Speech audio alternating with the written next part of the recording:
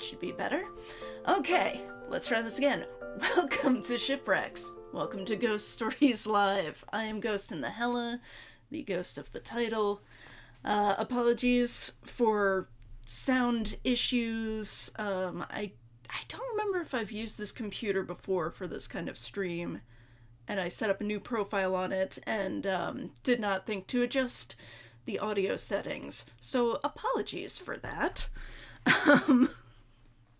Yeah. Good times. This is why we're shipwrecks, right?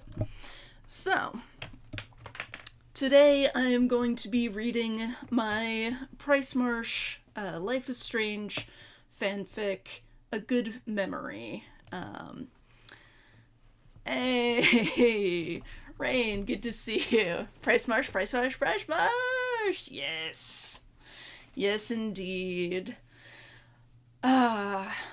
Should be a good time. I was, I decided kind of at the last minute to do a Ghost Stories stream today. So, I don't really feel like downloading a new game today. I still haven't worked out the bugs in Ace in Space. So I just started looking through my fanfics. I was like, ooh, okay.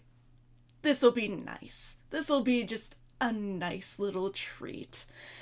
It'll be pricemarsh. It's sweet. It references a couple of, not great things in canon and, potentially in life, but,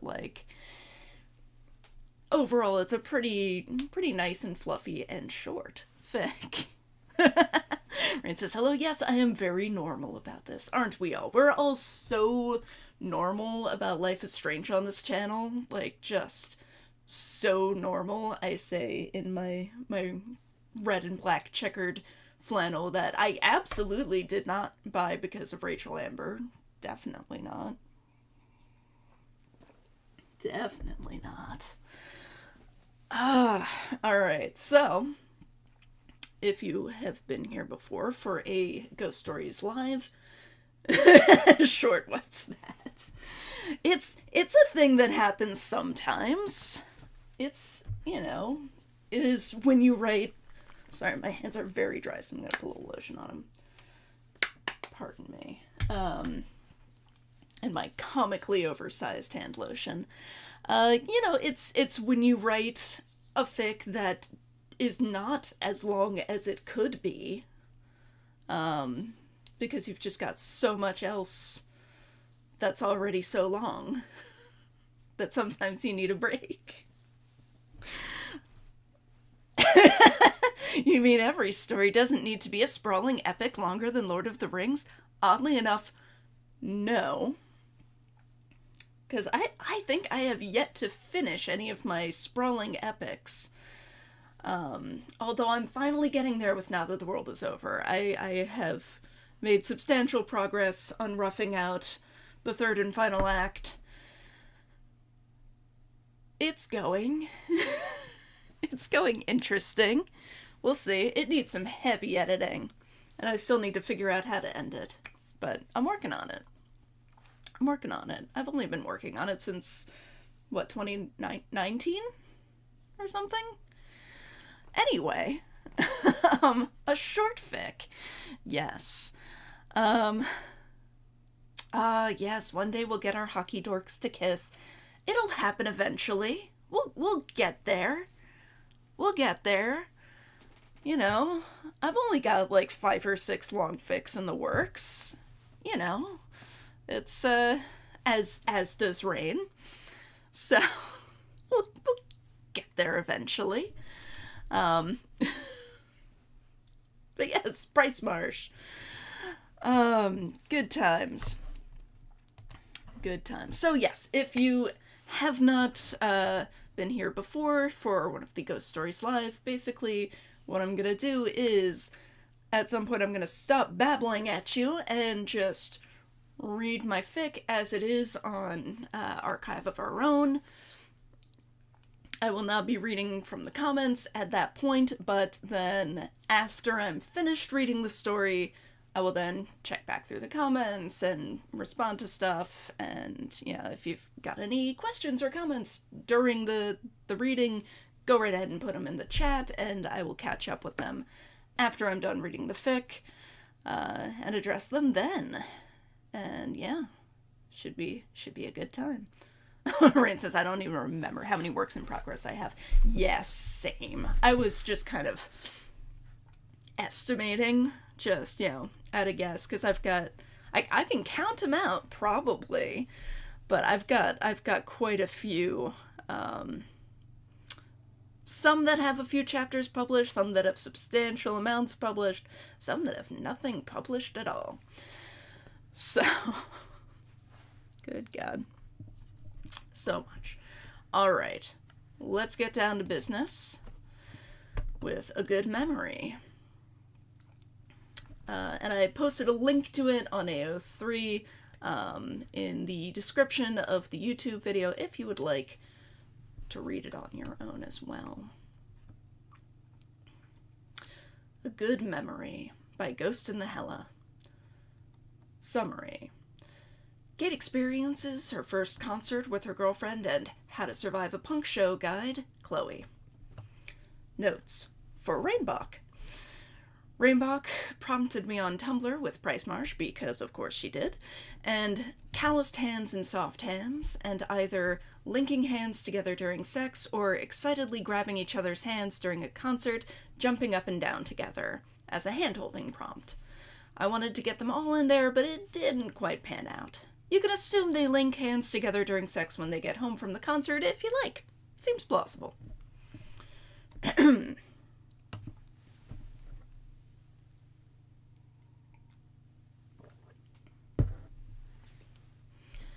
Kate has had many firsts with Chloe. First date, first kiss, first girlfriend, well, a lot of firsts is the point. It's not unusual for her to feel a bit nervous for each first, but the knowledge that Chloe will be there by her side, holding her hand through it all, keeps her nerves from dipping too far away from eager anticipation. Tonight, the night of her first concert, is no different. She's got butterflies in her stomach, but she's also got the best girlfriend in the world to keep her centered. At her request, Chloe takes her to a thrift store to find some more appropriate clothing, which in Kate's usual circles would be considered inappropriate clothing. Nothing scandalous, of course. Chloe knows her too well to try to persuade her to wear anything too revealing, which would only leave Kate feeling vulnerable and exposed and not at all ready to rock out. An oversized t-shirt and baggy cargo pants, because apparently the more you look like a dude, the less likely you are to get stepped on or groped. A belt, because the cargo pants are too baggy otherwise, even with the way Kate's curves have filled out over the last couple of years. Chloe calls it a grommet belt and says it'll help Kate not stand out so much in the crowd. It's fuzzy with short faux fur and a cheetah print and is dotted with metal-lined holes, but according to Chloe, standing out a bit will conversely help her fit in.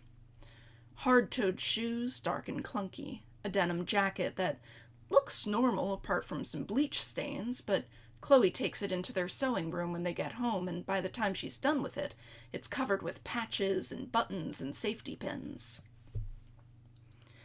Kate tries on the outfit before they leave. It's definitely not her usual style, but that's kind of the point tonight. She actually likes it. It's modest, but it feels daring at the same time. A little bit androgynous and aggressive, just like Chloe. The jean jacket feels like she's wearing Chloe's bravado as a shield a little bit. Speaking of Chloe, she looks like, wow. Snug, weathered red jeans with patches for bands Kate has probably heard in Chloe's car but doesn't recognize by name. Shiny black combat boots, freshly polished and ready to stomp some skulls, as Chloe so colorfully puts it. A tank top that's more hole than top, which is pretty normal for her when she's just lounging around the apartment, but is a whole different kettle of fish out in the real world. She's topped it all off with her grease-stained work shirt from the garage, unbuttoned and oversized, and at least a dozen layers of necklaces and spiked bracelets. If Kate didn't know her, she'd probably be a little scared of her. A little scared and a lot intrigued. Judging by the way Chloe stops short and ogles when she turns around and sees Kate in her full punked-out glory, the feeling is mutual. Damn, girl. Chloe steps in close, grinning dangerously. You know, maybe we should just skip the show. Make a cozy little mosh pit of our own right here at home. Kate laughs and wags her pointer finger at Chloe as she steps away, tisking, "Oh, no you don't. It's my first concert. I'm not missing it for anything." Kate feels less determined when they reach the venue. Even just the line snaking toward the door is intimidating. She's never seen so many spikes and chains in one place. She swallows hard and tugs her denim jacket a little tighter over her shoulders. Chloe throws an arm over her shoulders, warm and protective, and Kate feels a little better. Chloe doesn't remove her arm until they get to the door, where she produces their tickets. "ID?" asks the bouncer. He gives a sigh when he sees Kate's, then tells her to hold out her hands, and draws X's on their backs in black permanent marker. "Do me too," Chloe says, holding out her own hands. "I'm not drinking either." "Whatever floats your boat," he says, obliging her. "Enjoy the show." Outside the building, Kate could hear muffled music pulsing out onto the street. Inside the building, it's loud. It's over 100 voices shouting and laughing and cursing. It's the clink of beer bottles and the bass-heavy thump of music coming through speakers just to make more noise while the band sets up. "You want earplugs?" Chloe asks. Kate sort of does, but she's too embarrassed to accept. It's her first concert. She wants the full experience. And she really doesn't want to look like a newbie, not in front of all these incredibly cool-looking people. She shakes her head. "Nobody's gonna make fun of you for it," Chloe prods, holding out 2 bright orange buds in her palm. "I mean, okay, I used to make fun of Max for it, but I was a dick. You gotta protect your ears. How are you gonna be a world-famous violinist if you blow out your eardrums when you're only 20? When she realizes that Kate's not going to budge on her own, Chloe rolls her eyes and plugs her own ears. "Look, see? All the cool kids are doing it." She pulls out another pair, and Kate grudgingly and gratefully accepts them, twisting the soft material and stopping up her ears. It's still loud, but it's a duller loudness. Kate sighs with relief and settles against the wall to watch the band tune their instruments. Excitement tingles under her skin. She can't believe she's finally going to see Cannibal Apostles live. It still blows her mind that such a good band is only the opener for some band she's never heard of, but whatever. She'll take it.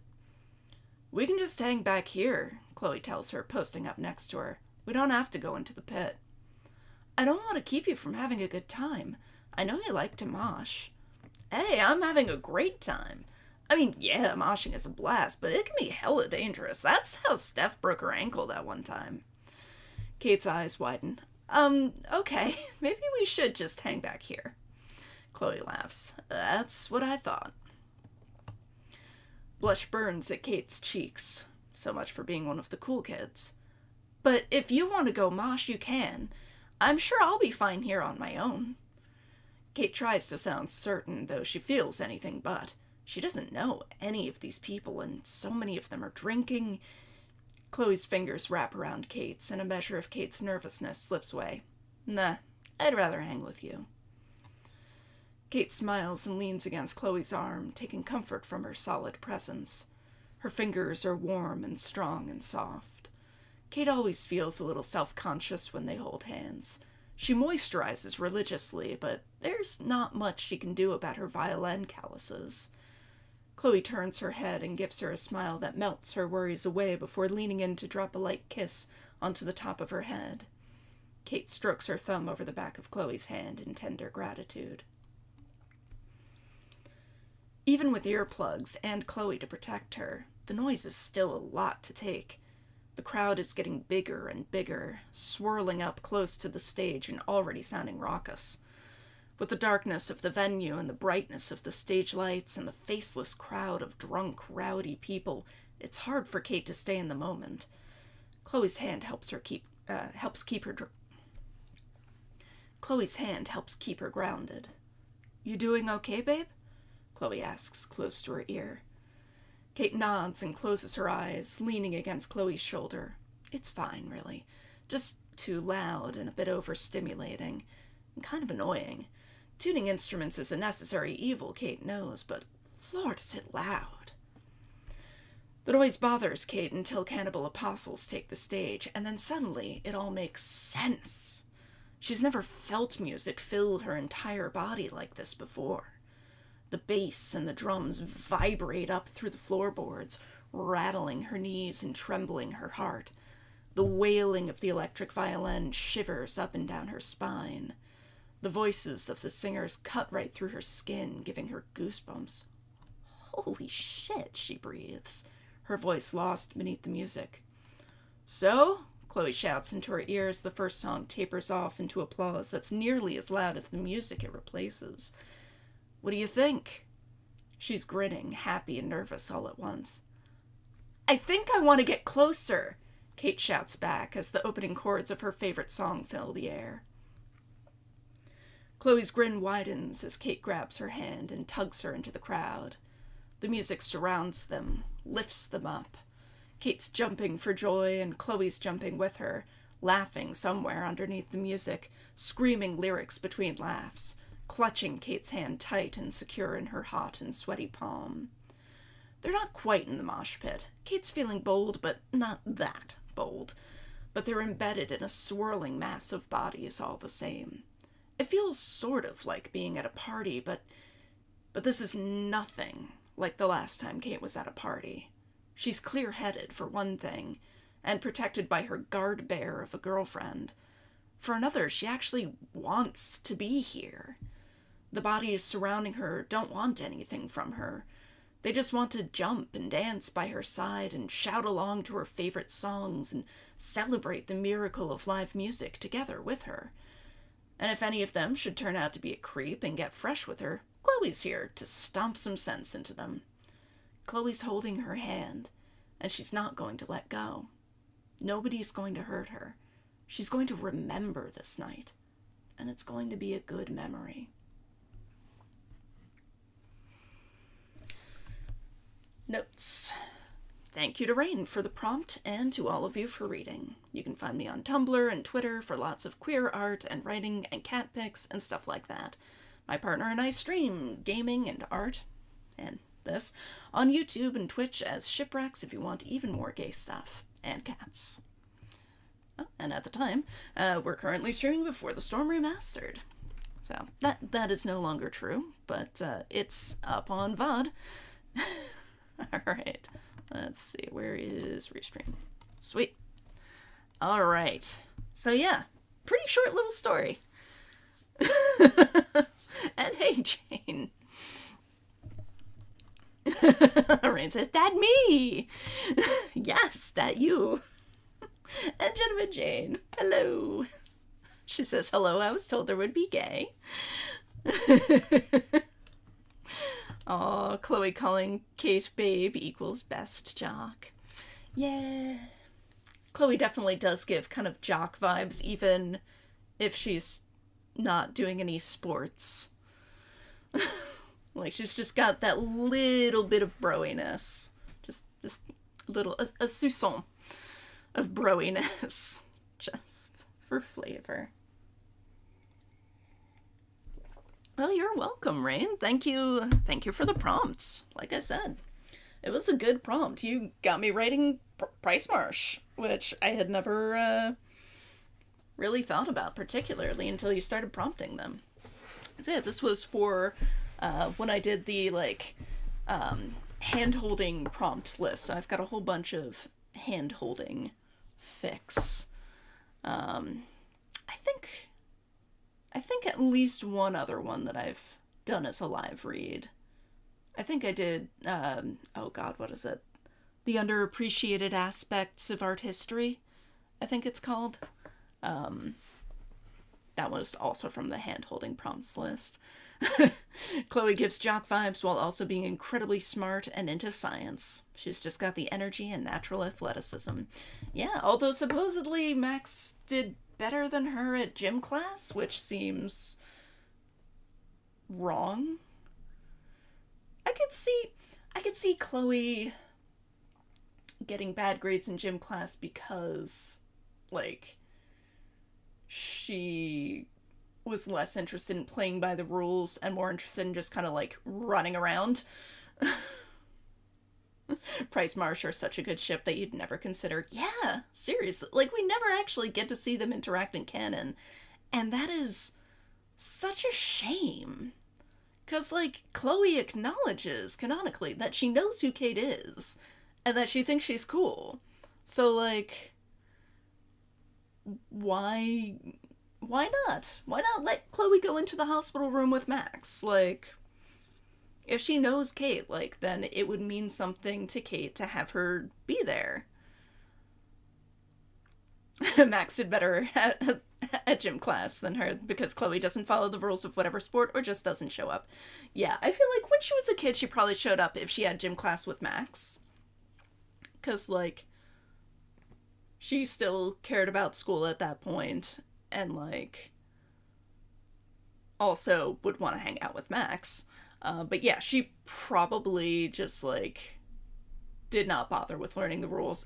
I feel like the Price household is not, kind of like my own growing up. I never knew the rules of all the team sports we were supposed to just kind of intuitively know the rules of in gym class because, like, my family didn't watch sports. And I could see the Price family just not really being particularly into sports, and so, you know, Chloe just hasn't picked up the rules, and she doesn't really care. Just, you know, she's like playing Calvin ball, you know, she's playing Chloe ball, just she makes up her own rules as she goes along.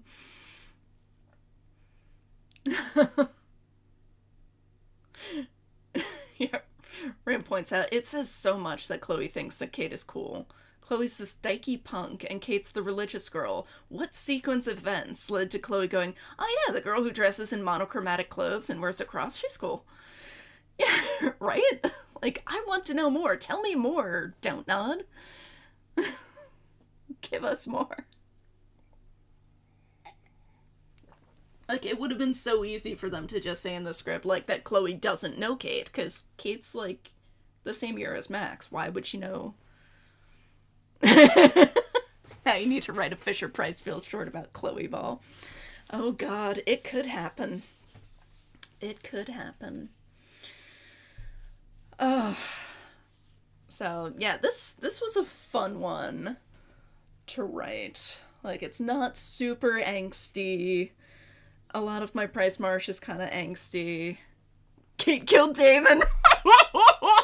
You know, I've been headcanoning Steph, but I would accept Kate killed Damon as a headcanon. That's...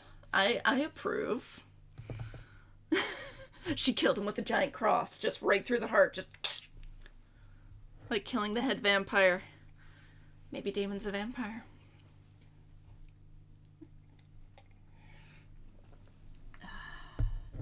Kate Marsh, drug dealer slayer.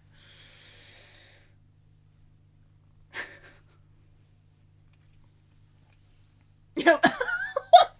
Kate Marsh, Damon Hunter. I love it. I love it. Perfect. Damon Hunter. Damon Hunter, Kate Marsh. Kate, wait, I thought you said he was a demon.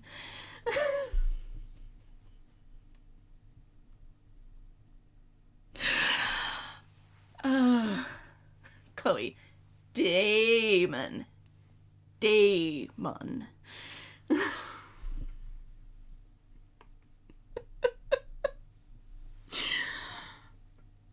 Kate. Oh, crud, I'm in so much trouble. Oh my god.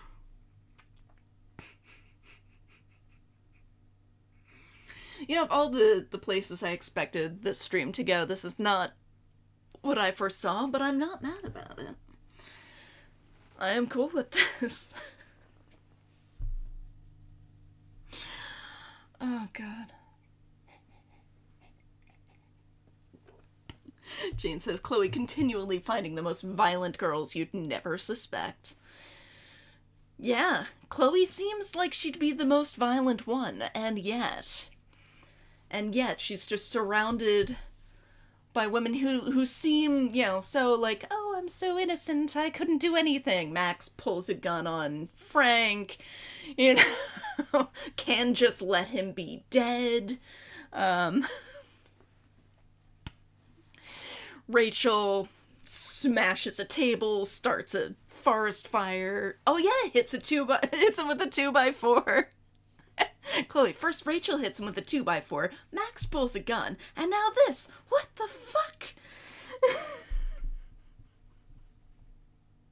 Also, my other headcanon, that Steph killed Damon. You know, because he interrupted her at karaoke, I think, was the thing. This was back from when we were doing the Before the Storm remastered playthrough, so it's been a minute. God. I was gonna say I need to replay the games, but I think actually technically we're supposed to start streaming Life is Strange 2 at some point, so that'll be a roast, pretty much. Will Chloe hurt anyone aside from late Life is Strange? Rain says Chloe will hurt herself. Does that count? Yeah, Chloe just kind of constantly puts herself in harm's way. Does Chloe hurt anyone? Apart from her, like, going after Nathan with a gun?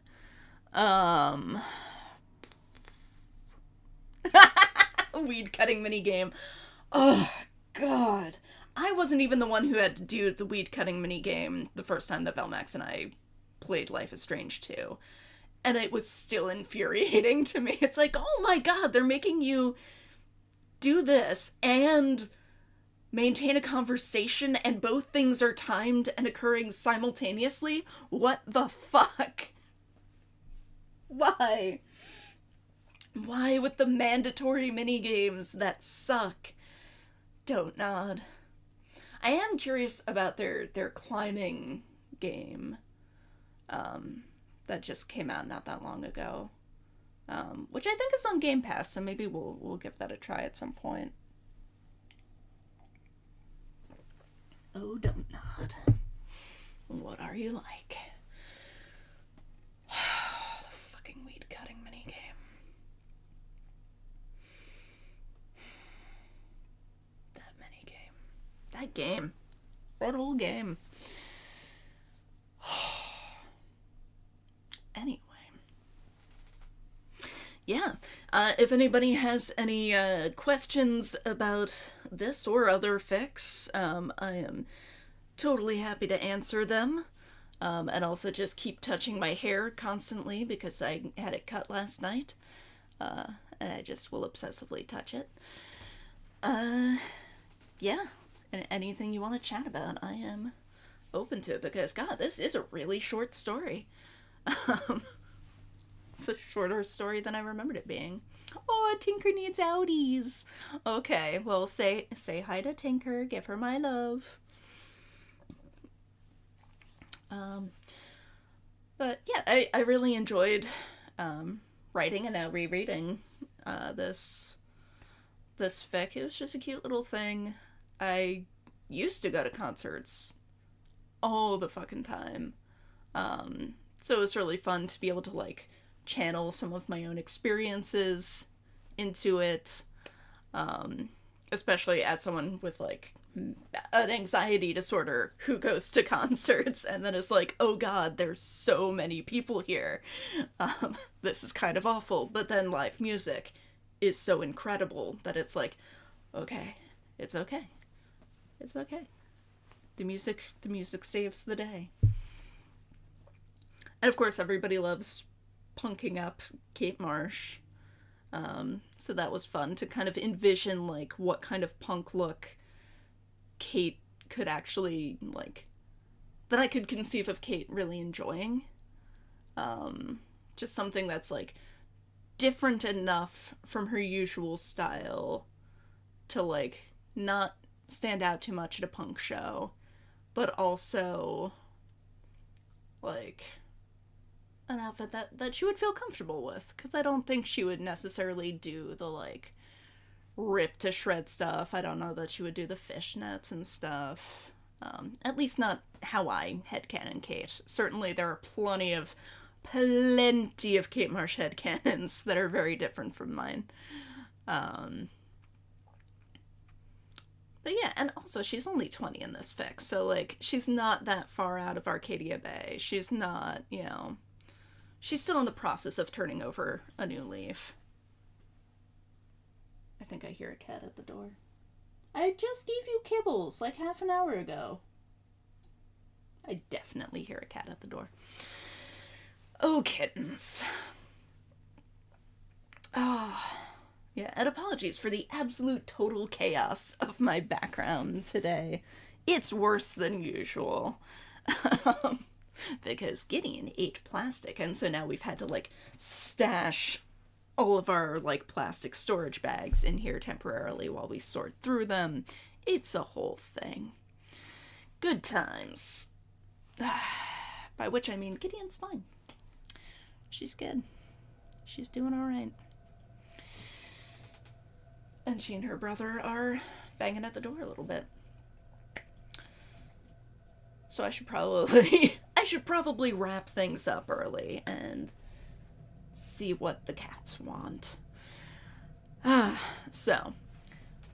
Oh, and another little tidbit. The belt, the grommet belt with the cheetah fur, the faux cheetah fur, is actually a belt that I had as, like, I think a teenager and into my early 20s that I, like, got at Hot Topic.